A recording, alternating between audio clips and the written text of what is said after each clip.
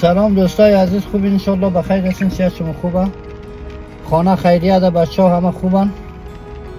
دوستا در این روزا یک رقم مردم همینطور چکر میزنه و تفریح موره و هوا هم یک ذره گرم شده دیگه، پارکام بسیار سرسبز شده و دیگه موره و دمو دامنهای کو به حساب جاهای طبیعت دیگه به حساب همینطور خوب چکرها میزنه.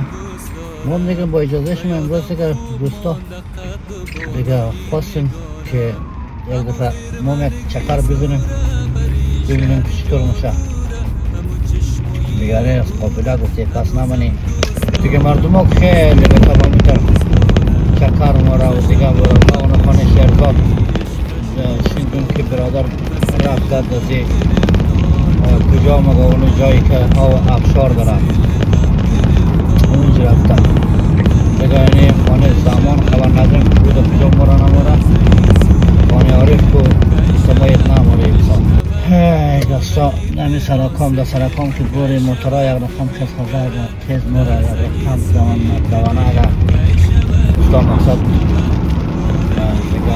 دیگه چما هستیم شما را از دل و جان دوست داریم، شما عزیزی.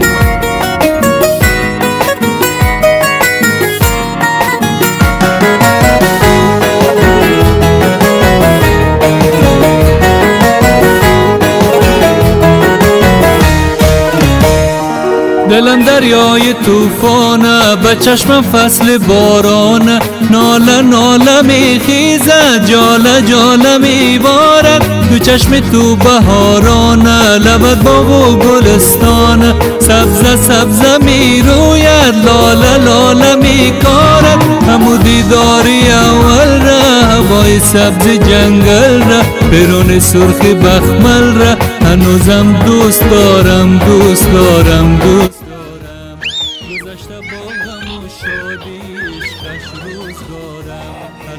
ای میربان یار جدایی از تو دشوار، حالا ای میربان یار جدایی از تو دشوار، کی شود که بینگری لحظه‌ای سوی دلی ناله‌ای به حاصل من، کی شود که بینگری لحظه‌ای سوی دل من، کی شود که بشنوی